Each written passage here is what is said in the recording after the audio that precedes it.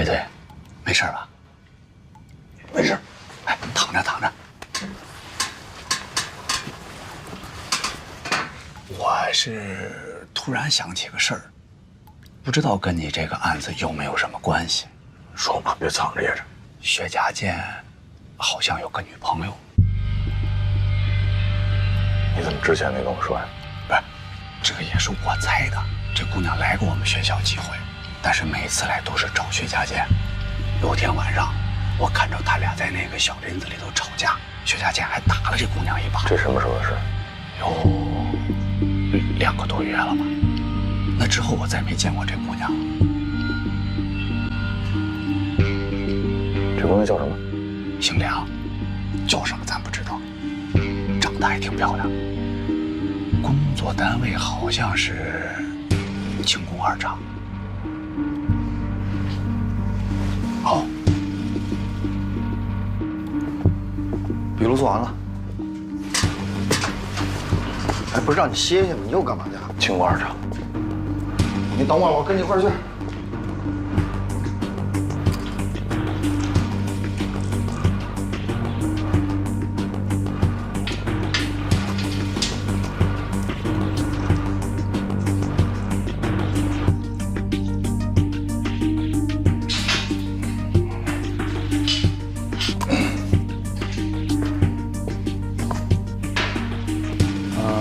后来我又去了七鸟路的书店，待了大概20分钟吧，然后就回宿舍了，备课到10点，洗脸、刷牙、洗脚，10点半上床睡觉了。我记得你上一遍好像说的是在书店待了半个小时吧？你不用查我，20分钟。我记得很清楚，确实很清楚。25号的事再说一次，从起床开始。不，我不认识什么薛家健。哦，那行，谢谢你啊，姑娘，没事了，你忙去吧。啊，这没有了。我们厂姓梁的女工你们都看完了。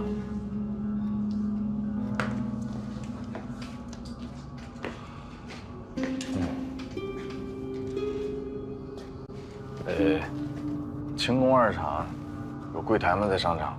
有，百货大厦、宁江商场都有我们的柜台。营业员有没有名单？这不归我们管，是我们工厂下面的商品公司，他们办公的地方就在楼上。那这样，你带我上去看看。啊，行，好，辛苦啊，不客气，辛苦啊。这。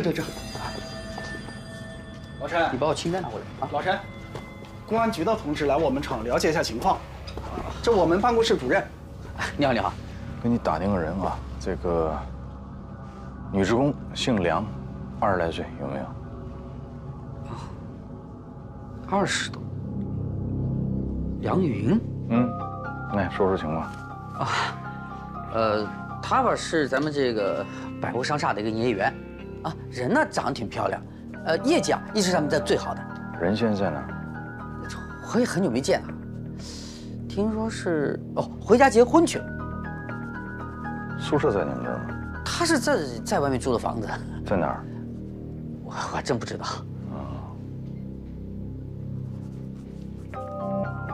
那行了，麻烦你了啊。不客气。好嘞。哎，好，谢谢。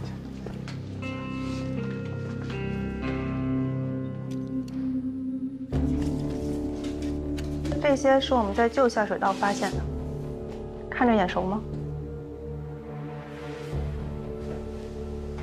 这些都是女人的东西，跟我有什么关系啊？有邻居说，在警方到达医学院之前，你在用消毒水洗衣服，洗的什么？一件衬衫。你平时洗衣服只洗1件。还有内裤。是这些吧？不是，我洗的是我自己的男士的。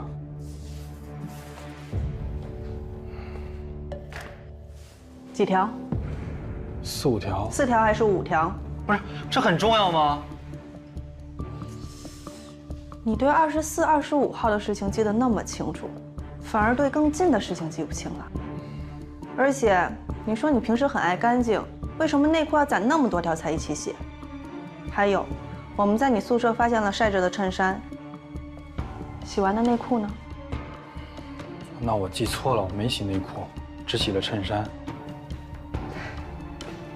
为什么前后回答完全不一致啊？你们反复让我重复太多遍了，我脑子已经进入疲惫期了。你说你只洗了一件衬衫，对吧？对，那为什么我们找到这些内裤的时候也是被清洗过的，也有消毒水的味道？你怎么解释？所有人都可以用消毒水洗内裤，这能说明什么？一般人不会把没晾干的衣服藏起来。你怎么就能证明是我藏的？这个包是你的吧？这是你们单位发的，发到你的时候正好缺货，于是他们又特意买了一个，外表看起来都一样，但只有你的包是广南箱包厂生产的。当然，这一点你并不知道，我们也是走访学校后勤才发现的。怎么不说话了？我要休息。理由？头疼，想吐。你们抓我的时候用了严重的暴力，我现在脑子一片混乱，我都不知道我自己在说什么。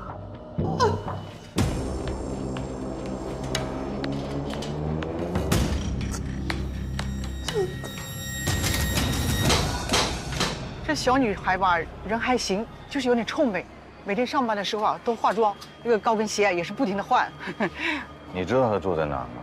住哪？这我可不知道，我只知道下班的时候啊总往南走了。往南是骑车还是公交？啊，没有，她应该住的不是很远。怎么呢？她每天早上那个7点半起床，说都能赶得上我们8点的点卯，所以说她应该住得很近。如果你们要是见了她，让她赶紧把那个奖金拿走。会计啊，都催了我好几遍了。一直没结吗？没有，这现在小姑娘任性的，说走就走，连招呼都不打。还是过了2天，他们家拿那个东西的时候啊，告诉我说不在这里干了。他们家谁拿东西？倒车，你看看，这来拿东西的是这个人不？哦，对，是他，就是他。好，那这样，情况我们了解了，谢谢配合。哎，行了，耽误您时间了啊。哎，没有，慢走啊。哎，南边出租房，步行半个钟头，不好找啊。半个钟头用不了，还得洗漱呢，还得买早点呢，15分钟最多了。15分钟也用不了，最多5分钟。每天呢化妆，穿着高跟鞋上班，你们不懂女人。对你懂。哎，怎么了？那个卫队还没结束。怎么那么磨叽？哎，完事儿了。他说他头疼，医生在里面检查呢。真会装。放开治！哎，干嘛？他正愁装的不像呢，你要去配合他吗？明显是在拖延事情。我知道，所以一开始就不应该太轻敌。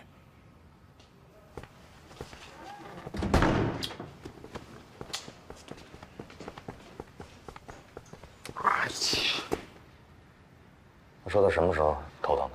那件女士内裤。涛，梁云家找到了。走。这一片比较老旧的小区，很多外来的人都会住在这里，因为它的租金比较便宜。这个嫌疑人一直住在这个1楼，已经很久没回来了。啊，这位是房东。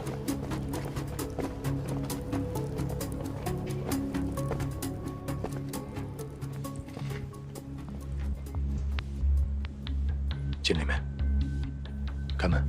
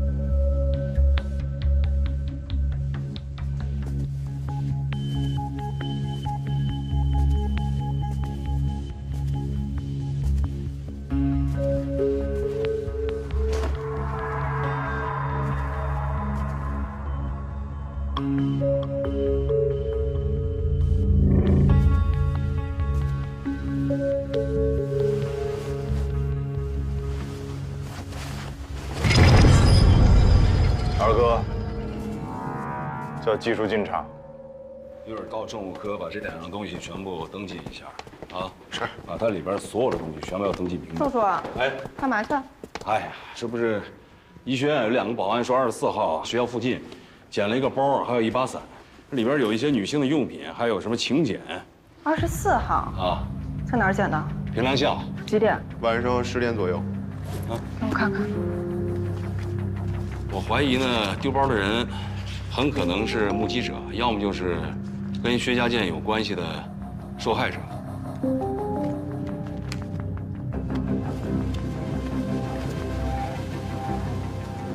请柬时间刚好是今天，你借我用一下啊。哎，我还没记录呢。我晚点还你。今天这个重任就交给你了啊！放哪？哦，放那边去吧。啊，一定要把账记清楚了啊，不要落了人家的人情。哎，你好。哎，请问这是你们的吗？哦，对对对，哎，里面请，里面请。不用，新郎新娘在哪儿呢？哦，他们在小包厢里面准备呢。那您带我去见见呗。哦，那行，可以，来，跟我来，来。觉得真是太搞笑了。小雅妈妈，有人找你女儿我觉得你这个好看，你下次教我画你这个吧。你这个，哎，您好，这里要稍微再上去一点。哎，请问一下，这个包是谁丢的呀？哎，囡囡啊，这个包是你之前丢的呀？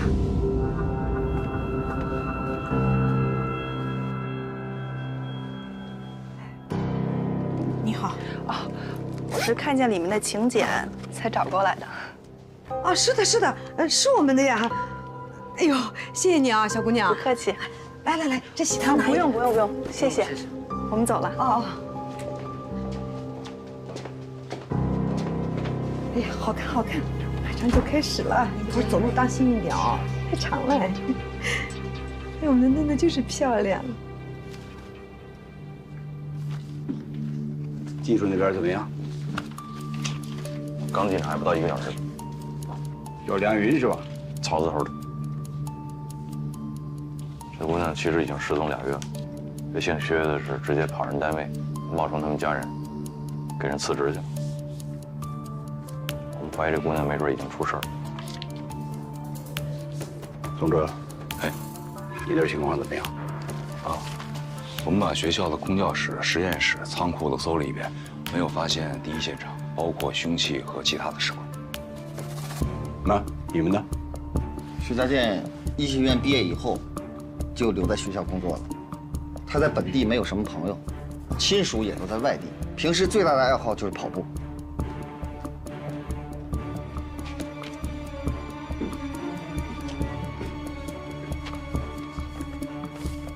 每天都什么时间跑步啊？晨跑也有，夜跑也有，有时候在学校里跑，有时候在外面跑，这就说明他很可能有晚上出去活动的可能。反正一会儿先看技术这儿，要有什么收获的话，搞不好梁云他们家就是第一现场。嗯，李雪，到。你们组长怎么没来？他出去补证了。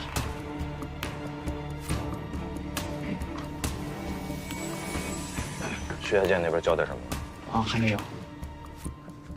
你干嘛呢？一鞠躬，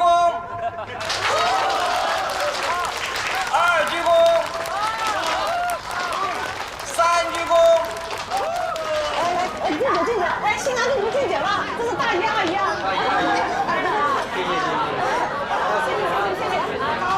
吃好喝好啊，谢谢你啊！哎，招呼不周，招呼不周啊！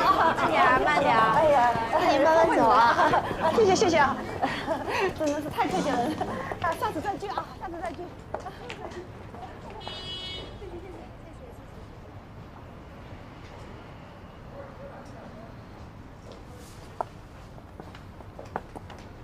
哎，您好，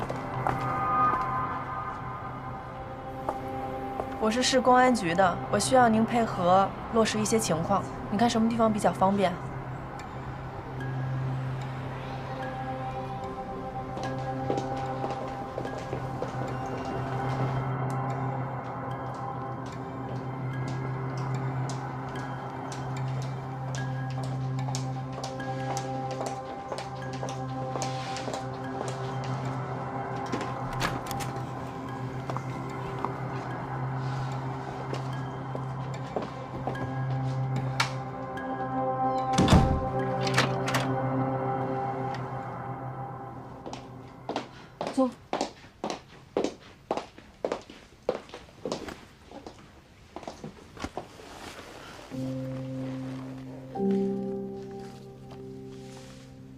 这是我的证件。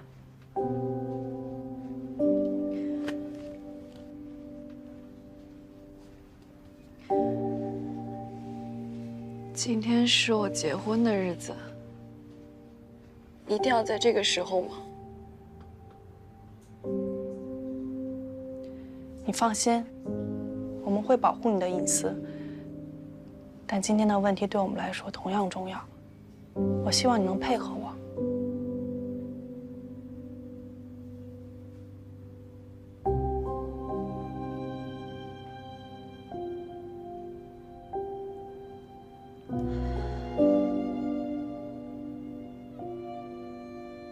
好。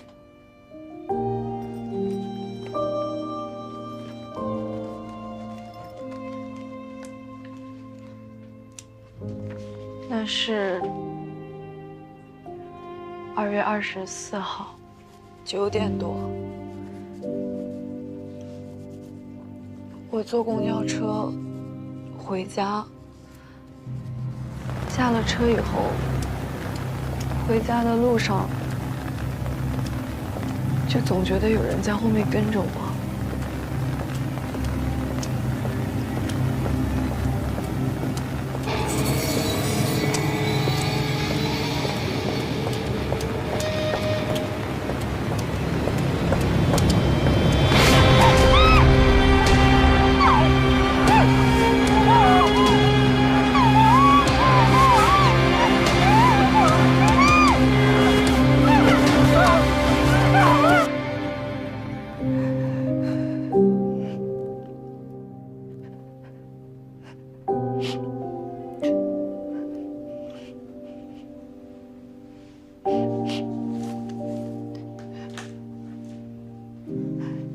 你说，你看到他戴了一顶帽子，是这样的帽子吗？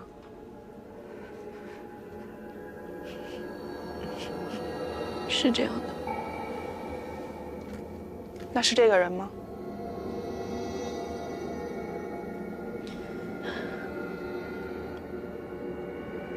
他蒙着脸，我认不出来。没关系。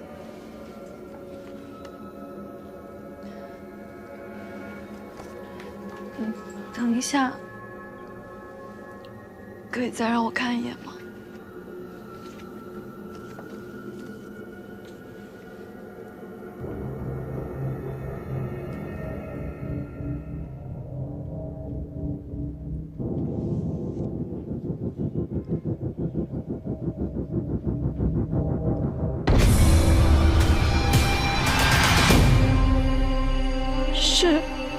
是他。你确定？你看，我忘不了这双眼睛。你看这个时间，他明显就感觉是不对啊。我应该跟导致一下吗？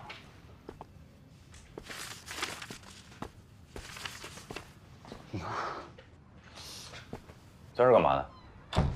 哎呦，你赶紧的，你有徒弟有话跟你说。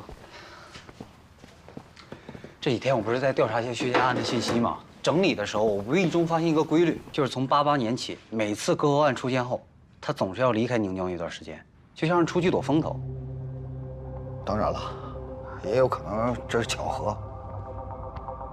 不是93年到现在，他一直在宁江吗？不是，这3年他被派到外面学习交流去了，实际在宁江待的时间不多。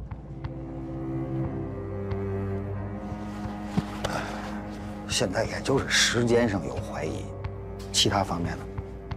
薛家健就不是左撇子吧？还有，88年他才多大岁数？医学院的学生，他能看出那么大呢吗？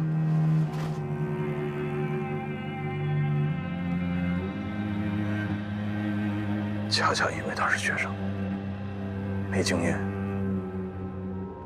哎，你先别慌，等顾开言回来，你们俩再去提审一次，也没准能问出什么来。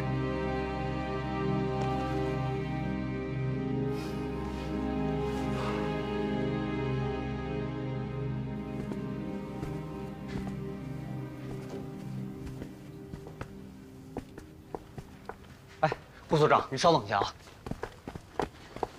师傅，他来了。哎呦，你可回来了，去哪儿补证啊？我想找你。等会儿，那个人说谎了。嗯？谁？那个说在福安里看见薛家健扔垃圾的目击者，他说谎了。哈？2月24号晚上9点多，薛家健正在平凉巷侵犯一个年轻女性，也就是说，他不可能同一时间还出现在福安里。哦，麻烦你先去找到这个2月24号遭受性侵的这个女性，咱们再来谈。我找着了，并且跟她谈过了。她认识薛家健？不认识。但通过她的描述，跟薛家健非常符合。当时他为什么不报案？因为他正在结婚，他不可能出来报案。我知道这不能成为直接证据，但是凭我的直觉，他没有说谎。哦，你在讲直觉是吗？我们不是一直在谈证据吗？你有什么证据能证明你这位女性没有说谎？也麻烦你拿出证据来证明说我们这边的证人说谎了，好吧？这样，你要不问问你的队员，他们有没有事先透露薛家健的信息或者是特征？可能吗？谁那天跟他在一起？我。但是我没透露薛家健任何信息啊。你听，你有没有说别的？我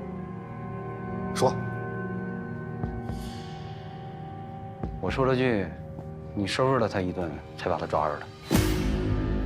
你看，喂，老魏，你知不知道你就是明显你在暗示？我跟你说，别整这，回怼。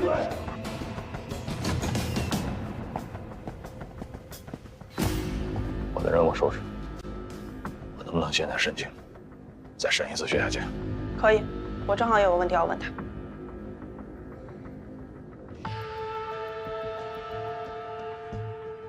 薛家健，2月24号晚上你在干什么？下了晚自习跑步去了。那天你跑了多久？8点到10点，跑多久我记不得了。顺着哪条路跑的？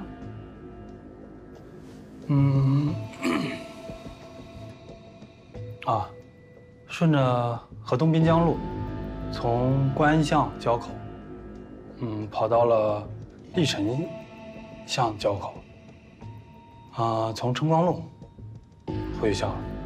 你抖什么呢？手又怎么了？没什么，正常。你平时做手术哪只手拿刀啊？左右手都有。那天天气怎么样？来，你给我看看这手。给我看看。打开。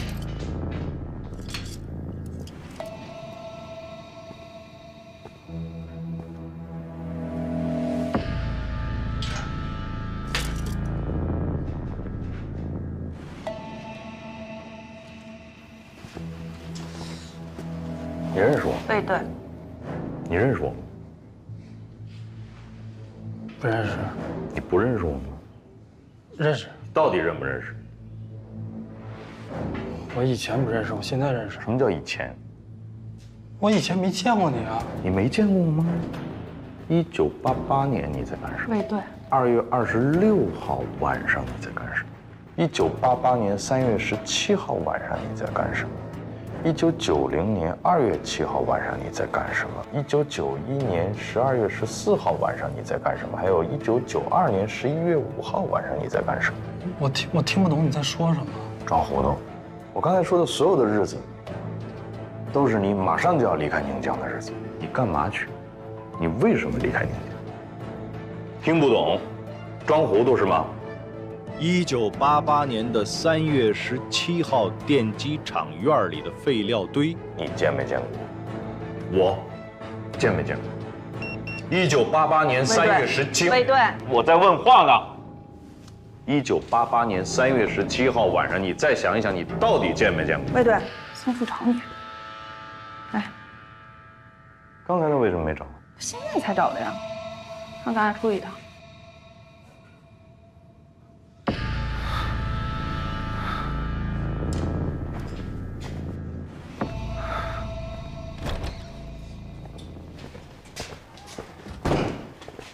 哎，我们现在查的是碎尸案，你问的全是爸爸案的问题。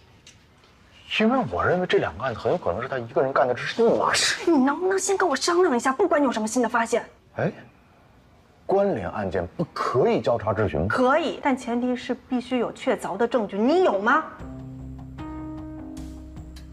我能不能在拿到证据之前，我先用88案推进一下我们的碎尸案？这是我的方法。你这个推法，你怎么确定你不会把案件往死胡同里推？你的目击证人撒了谎，那几条内裤也证明不了薛家健杀了人，还有那根骨头，从他的反应来看，他可能真的是一无所知。而且我找到那个女孩，她只是被薛家健强奸了，并没有被杀。请问这件事你有证据能证明就是他干的吗？有吗？我相信那个女孩。我还是没有证据吗？我们俩是一样的，你说。我们是有时间限制的，时间一到就要放人，你不懂吗？给我一点时间，我一定盯死他。对不起，不能把希望寄托在你的决心上。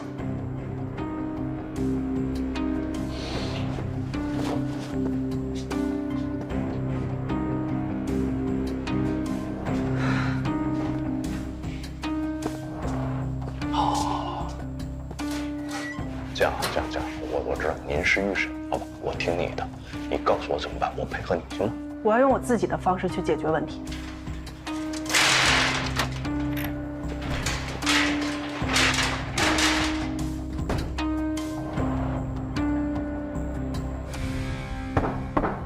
进来。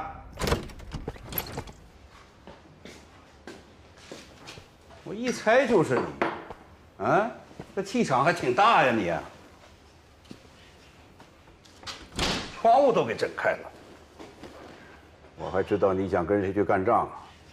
敲门声带着呢呗。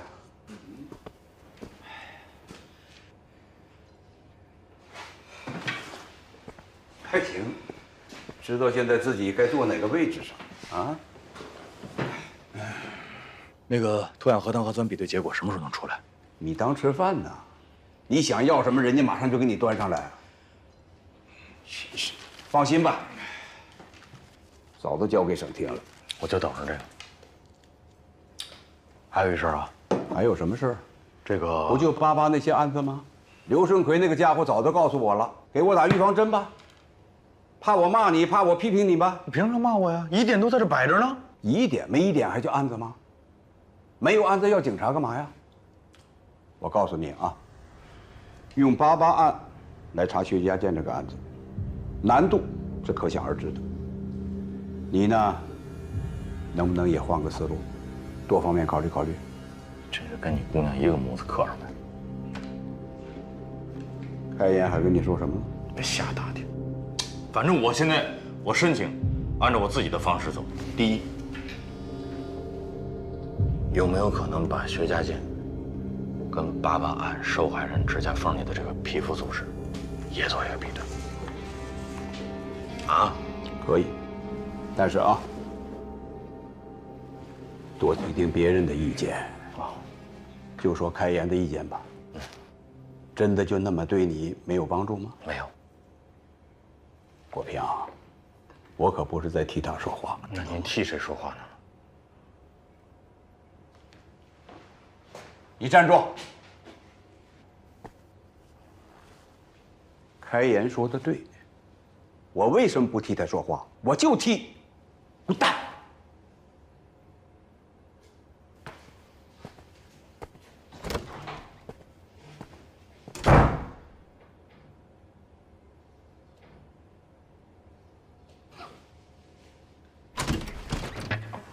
怎么的？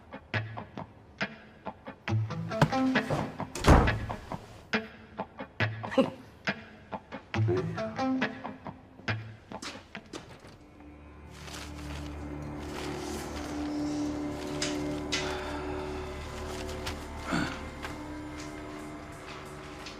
不好意思啊，因为我这点事儿让你们吵2回了。我们？你和那个男警官，我看出来你们好像之间有点分歧。是，你说对了。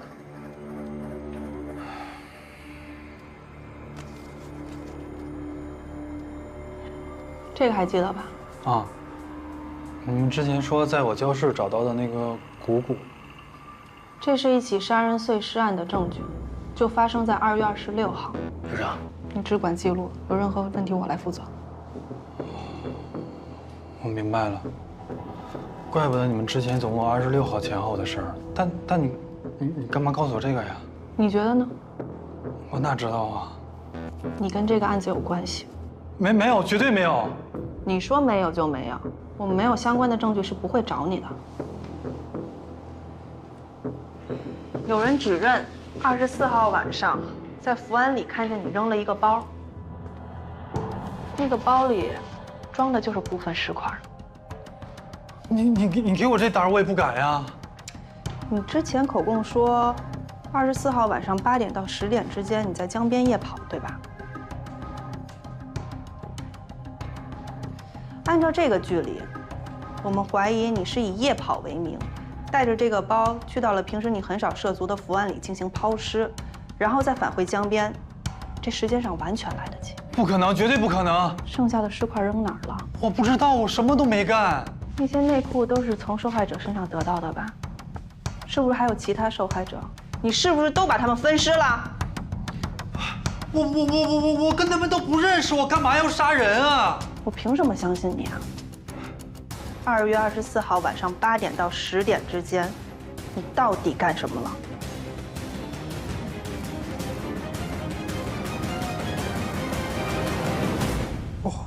我在凭良心。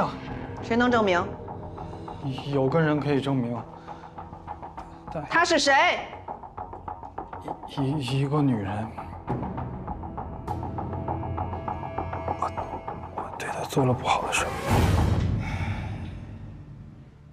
综上所述，我本人不应该对目击者说出任何案情的信息，以后保证不该说的不说，不该问的不问。检讨完毕。说完了，说完了，下去吧。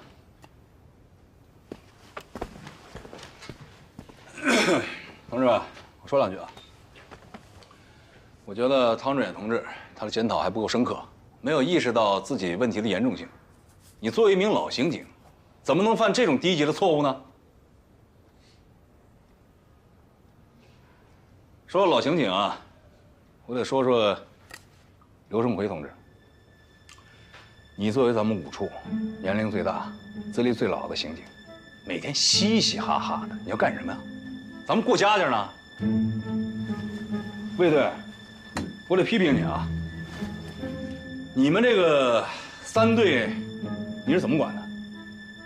火车跑得快，全靠车头带。你这个车头带得好吗？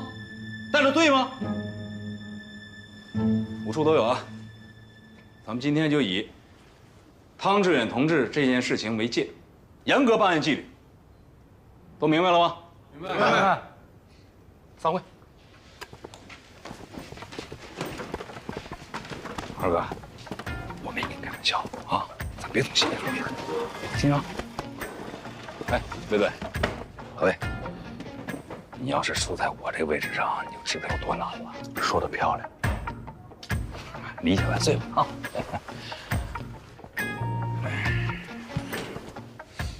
石峰，我是照你上次那个检讨写的。哎，什么哎呀？啊，哎，那个，对对，我新买了点茶叶，尝尝，好的话给你弄点。啊，宋叔，卫队，技术科那边说是在梁家发现了一枚指纹，说是蘸了油纸印在床头上的。哦，行，知道了，你回去吧。哟，这事儿我怎么开言说一声呢？你跟他说干嘛？这么重要的信息，咱们预审科得知道啊。哎，宋叔，打个电话多快呀！我就是这正好出去办点事儿，顺便。您忙啊。哎，顾开元在吗？哎，顾组长啊，对，梁云家发现指纹啊，你知道了哈？好，好。哎呀，你看，宋处才是宋处呢。没错，像我这种嘻嘻哈哈的人，我就进步不了。我不是人，我到道德败坏，我没能控制好自己的邪念，我对那女儿进行了猥亵，我对不起她。行了，我知道错了。你说你只是对那女孩进行猥亵。薛家健，你是个文化人，也懂法律，我们是在给你机会，你一定要如实交代问题。我说的都是实话。你们要是不信，你可以让那女孩起诉。我相信法律是公正的。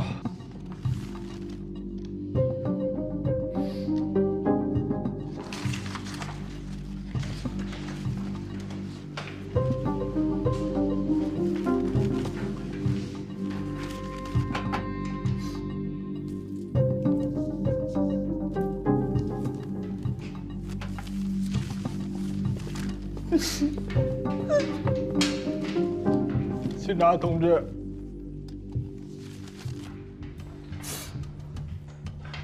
我也想帮助你们，但是那些没凭没据的事情我也没有办法。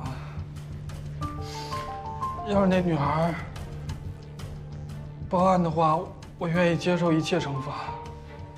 要是没报案，我是不是还有几个小时就可以走了？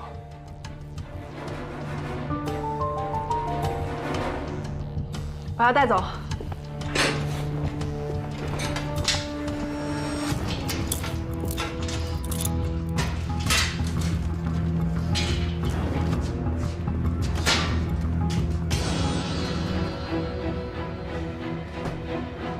组长，咱就这样被他耍了。他是吃准了那姑娘不会报案，这才嚣张的。这样让三队知道了，又该说他没用。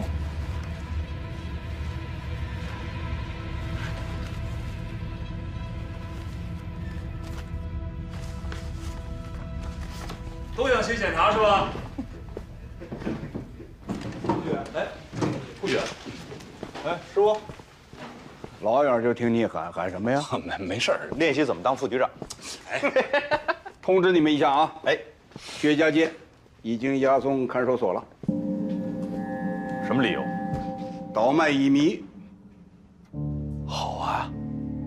碎尸案虽然到目前没有落实，但是至少我们已经把薛家健是盯住了，为你们争取了时间。到了这一步，对预审你们还有什么意见？我们对他能有什么爱怎么地怎么地呗，他们不行。你这什么态度？哎，挺好，哎，行，回事儿吧。哎，别的我不管，我就关心一件事儿，这主意谁出的？主意嘛，我果然，女儿，行吗？行不行？特别行。那就好。我就说我这个师妹真的是挺厉害的，我就眼看着成长。哎，谁这个之前啊，一直说我们开研这儿不行那儿不行来着啊？不，二哥说的吗？有，二哥，你说的没有啊？我大师那我能说他吗？我无所谓，还怕你们说吗？我闺女我不了解吗？跟她爸爸我一样，抗击打、抗压力，警察基本的素质全都有。将门虎子嘛，对吧？有其父必有其女，所以我要向您学习，不是向开元同志学习。向我师傅学有错吗？没错，那不就完了吗？当你副局长吧。这个同志有点意思啊！今天这是吃错药了，还是打了鸡血了啊？他怎么了？报告领导，刚才技术过来说发现一枚指纹，对，就在梁云他们家。如果比对出来的结果，这枚指纹是薛家健的，那薛家健碎尸案跑不了。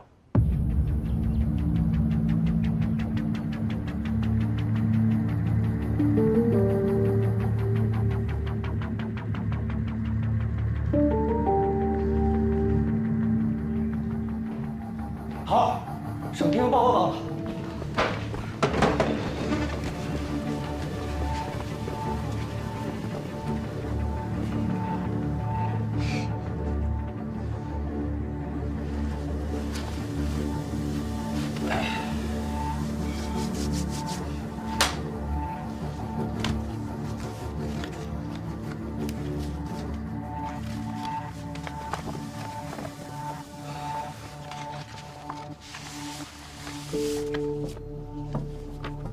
会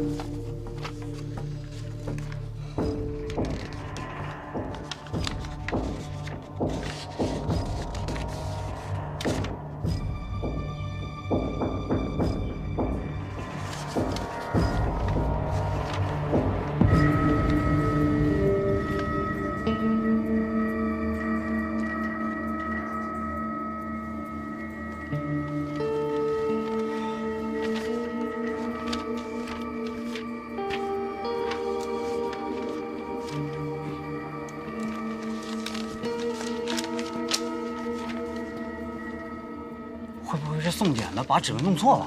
你觉得可能吗？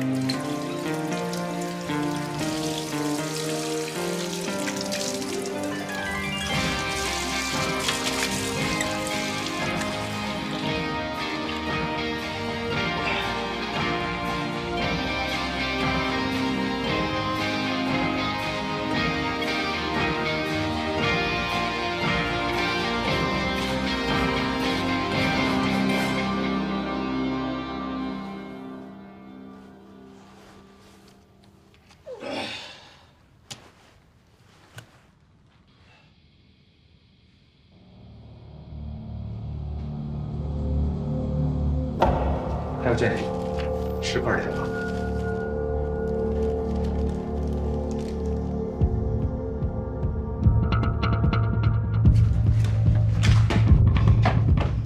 哎，干嘛的？市警领队的。哎呀，等等，干嘛呢？证件。没带。哎，没证件不能进啊！你看清楚我的脸，刑警队队长魏国平。那也不行。走。哎。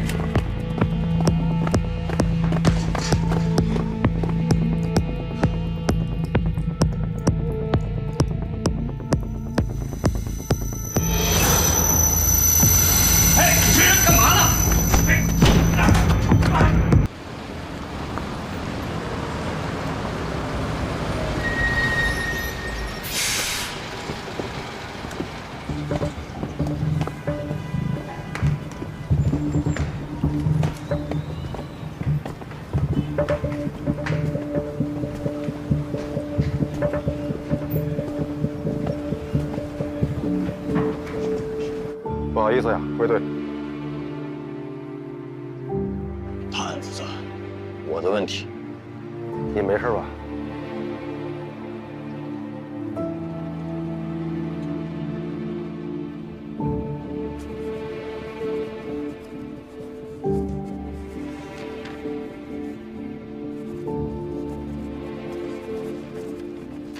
之前指认不实，这次一定要如实回答。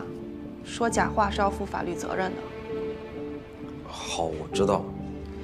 2月24号晚上，你到底有没有见着在福安里扔包的人？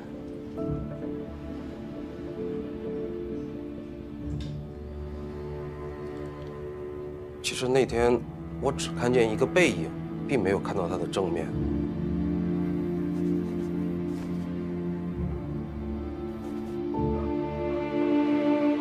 听说那个目击证人说的假话。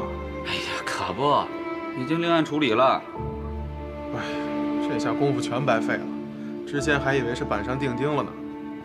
主要是魏队想钉，他还想把88案往里并呢。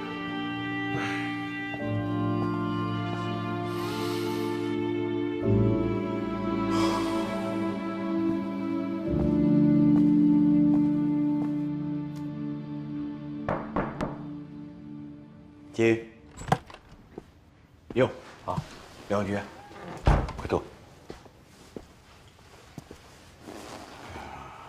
怎么？我听说案子又陷入僵局了。看见抛尸人的那个男青年，已经承认，他看到的只是个背影。对体貌的描述呢，也是稀里糊涂，所以这条线，这不等于断了吗？另外呢，石块里的碎石也被证实不是来自呢梁云家的现场。现在呢，唯一让我们高兴的，就是梁云找到了，人还活着，活着。据他本人说呀，他跟薛家健分手以后呢，跑到外边旅游散心去了。我们呢也找旅行社进行了核实，情况基本属实。不管怎么说，不再多出现新的受害者，就是好消息。另外，我听说 DNA 的检测结果也出来了。对，鉴定结果呢，可以认定死者是于爱青。这对我们来说，也算是个不小的收获。最关键的是，薛家健被咱家丫头用乙醚的案子给摁住了。虽然说现在只有性侵的线索，但是碎尸案还是可以沿着这条线索继续查下去的。苗局，别安慰我了。现在可以认定啊，薛家健根本就没有抛尸的时间，所以啊，碎尸案这个凶手一定是另有其人。至于魏国平嘛，死抱着88案，非要跟薛家健外出这个时间的巧合点往一块捏，驴唇不对马嘴，成为不了直接的证据，是不是？一码归一码吧。在整个案件推进过程当中，他的表现还是不错的。救高秀莲、找爱莹、抓薛家健，都是他和3队做的。你就别夸他了，再夸他更摁不住了。光去闯现场就这一项，就必须要严肃处理他。说实话，一开始所有的证据都指向薛家健，大伙儿在心里啊也基本上认定他就是真凶。现在突然被推翻了，这搁谁那儿都会被闪一下。闪？魏国平闪的太少了，他应该再多闪点儿。你呀，就是嘴硬。真的不心疼你这个徒弟？怎么办呢？这我抓的是全局的业务，我不能为他一个人考虑吧？这个事情对他的打击可真是不小啊。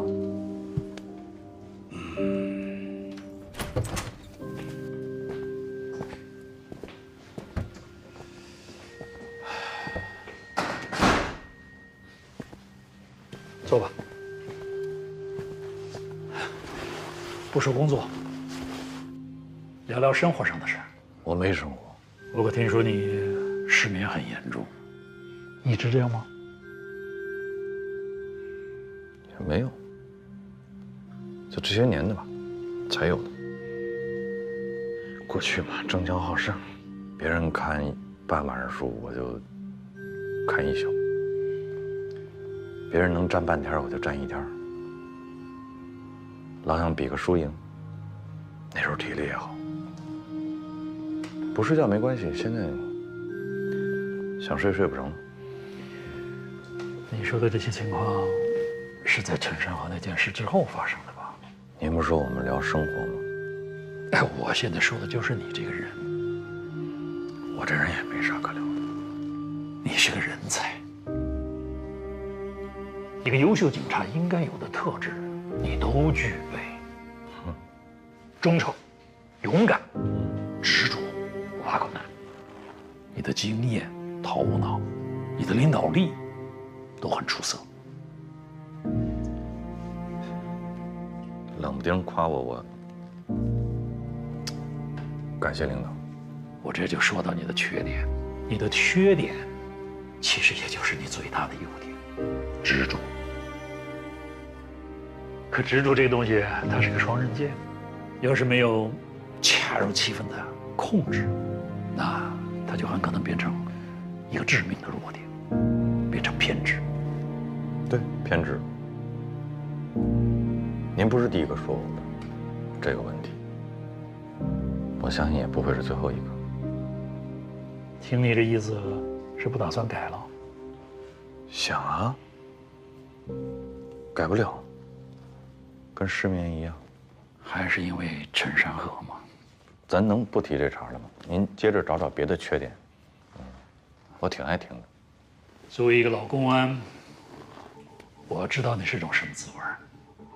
一开始是震惊，你也不愿意承认，然后是愤怒，是悲伤，你也不知道从什么时候起，这种情绪就会变成一种自责。你会问自己，为什么死的那个人不是我？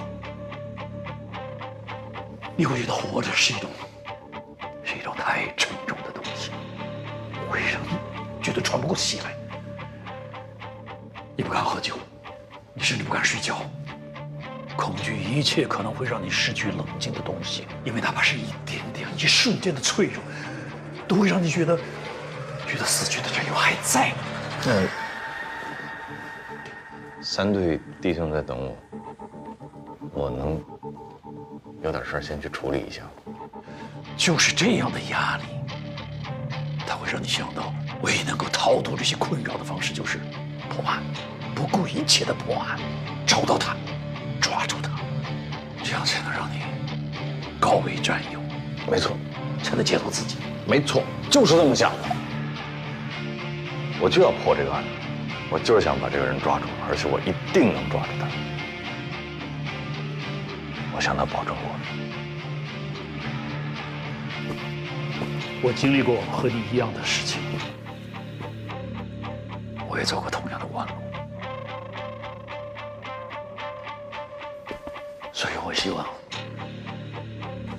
你不要被这种情绪左右，不要失去你的冷静。这是破案的大忌。谢领导提醒。我们现在可以聊聊另外一件事了。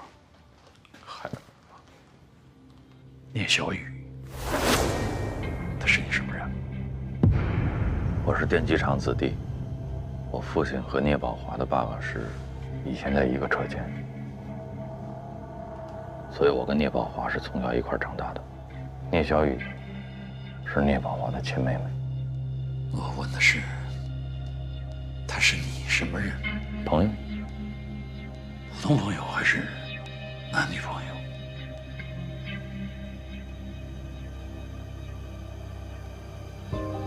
到目前为止，都是普通朋友。刑警队长和重点人物的妹妹可以交朋友？为什么不可以？他没有违法犯罪。你不要误会，警察要查案，社会关系要过。我知道，水至清则无鱼，我懂。不过一定要把握好分寸，不能越界。没有越界，一直都没有。而且他跟他哥不一样，聂宝华所有的事情，聂小雨都没有参与过。这我相信，但这里边的关系，毕竟还是很敏感。瓜田李下嘛，你又是这么一个身份，还是要避嫌，尽量。现在我可以走了。